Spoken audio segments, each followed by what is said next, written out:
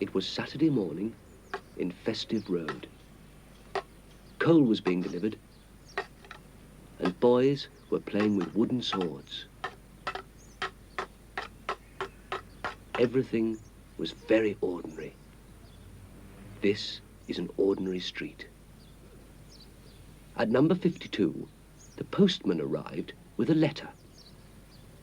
Number 52 is Mr. Ben's house, and Mr. Ben was at the front door to meet the postman. The letter was an invitation to a fancy dress party. Mr. Ben wasn't really very fond of parties, but he did like fancy dress. He put on his hat and coat and set out to search the shops for something special to wear. He tried the big shops,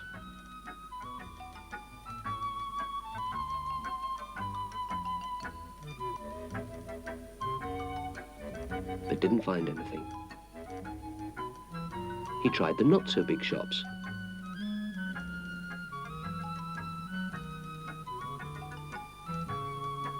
Still, he didn't find anything. He tried the small shops in the side streets. Everywhere, it was the same story. No fancy dress, only ordinary, everyday clothes. But at last, in a back lane, he found a little shop with all sorts of interesting things to wear. In the window was a suit of bright red armour. Mr. Ben went into the shop. As if by magic, the shopkeeper appeared. "Can I help you, sir?" he asked. After looking quickly round the shop, Mr. Ben said, "I wonder if I might borrow that suit of red armour." The man seemed pleased. "Of course," he said. "Would you like to see if it fits?" And he pointed to the door of the fitting room. Mr. Ben carried the armour through the door and found he was in a small room. Quickly, he changed into the armour.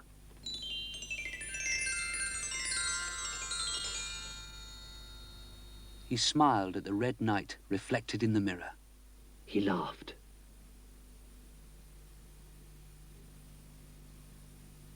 Then he noticed another door. "Well," said Mr. Ben, and he walked through the second doorway. Instead of another room, Mr. Ben found himself in rocky countryside. From behind a large pile of rocks, he could see smoke rising. Feeling brave in his red armour, he walked over to see what was making the smoke.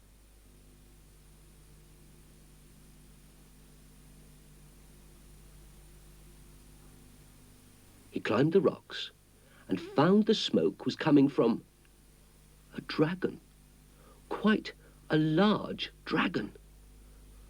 "Gosh," thought Mr. Ben, "somebody else in fancy dress." And he called down, "Hello, that's a good outfit. How do you make the smoke?" The dragon looked up. "You can't fool me," he said. "I know you've been sent to kill me." Kill him? Thought Mr. Ben. And he realized that it was a real dragon. A sad, very sad dragon.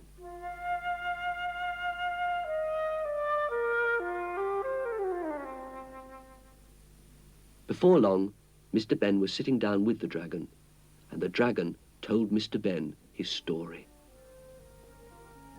The dragon had lived happily in a castle, He worked hard, lighting fires for all the people who lived nearby. Everybody loved him, especially the king. One day, a man came to the castle with a new idea for lighting fires, which he called a match. Nobody wanted matches. They had a dragon to light their fires.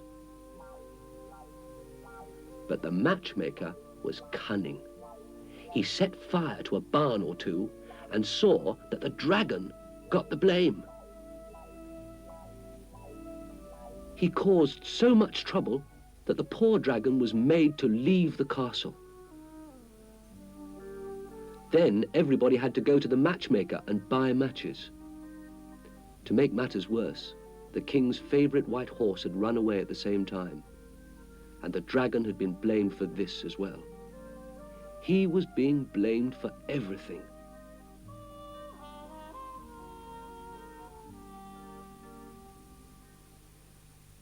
The dragon pointed to the horse which stood nearby. "I've been looking after him," said the dragon, "but I'm much too afraid to return him." "I'll help you," said Mr. Ben. "Show me where the castle is and I'll tell the king the true story." The dragon was delighted, and they left almost at once.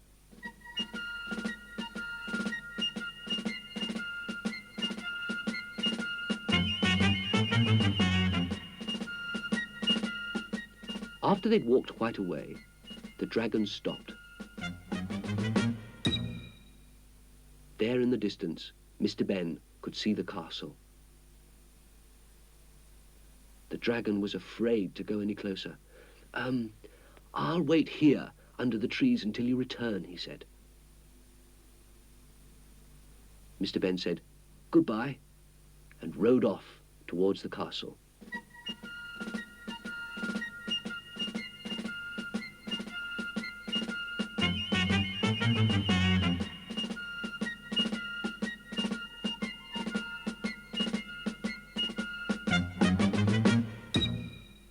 At the castle, the guards saw Mr. Ben approaching.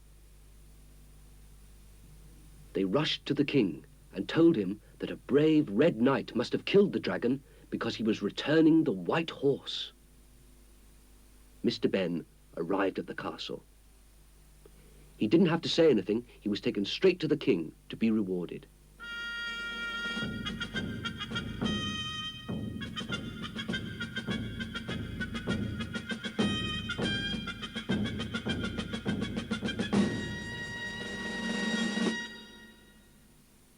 The king listened while Mr. Ben told him the dragon's story. The king had missed the dragon and was delighted to hear the truth. Nobody liked the nasty matchmaker. He was making his matches more and more expensive because he knew that people had to have them. The matchmaker was brought to the king.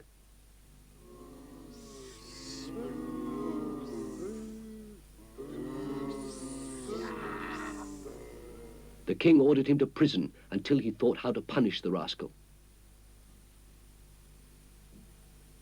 The guards took him to the deepest, darkest dungeon.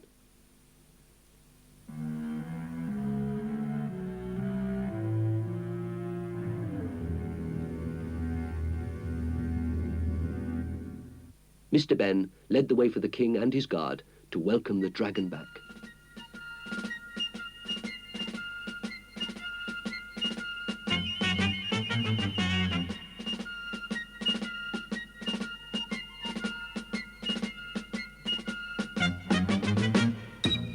They stopped before they reached the dragon's hiding place in case they frightened the dragon. The king and the Red Knight walked to the trees. The king told the dragon how sorry he was for all the dragon's troubles and how happy he was to see him again. The dragon was so happy that he made Mr. Ben and the king ride on his back. With the dragon leading the way and the guard following, they returned to the castle.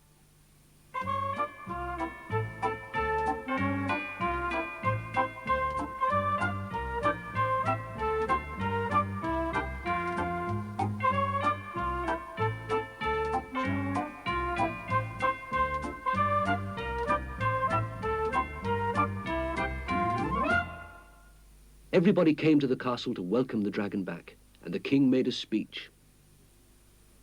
He explained how the matchmaker had caused all the trouble, not the dragon. He said that matches were better for most people and that everyone could have the matches they needed free. The matchmaker would make the matches for nothing as his punishment.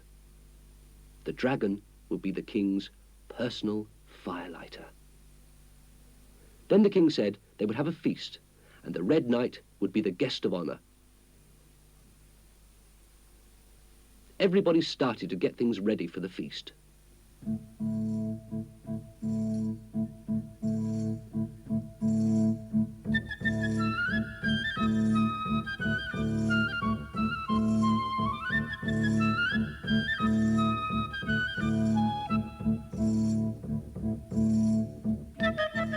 Mr. Ben just stood at the side and watched.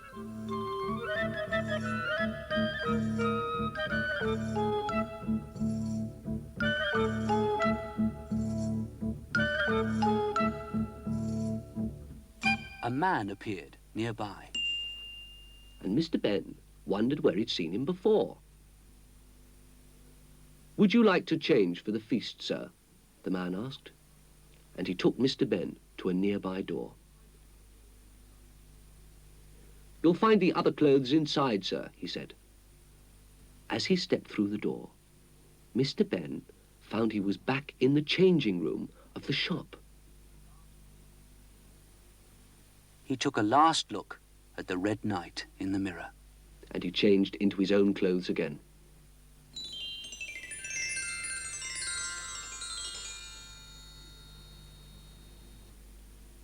Then he went back into the shop.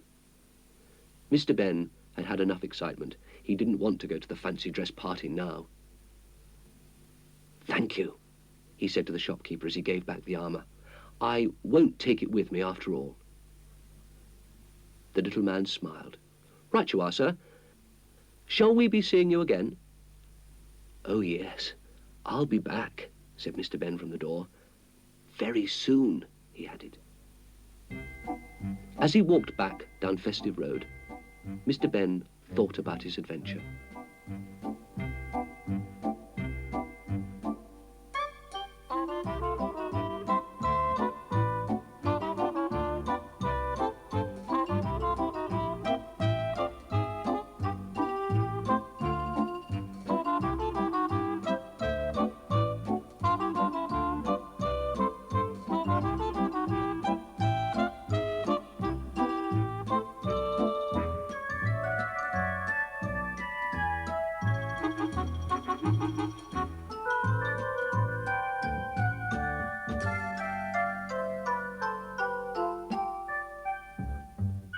When he went to get his front door key out, he found an unusual box of matches in his pocket.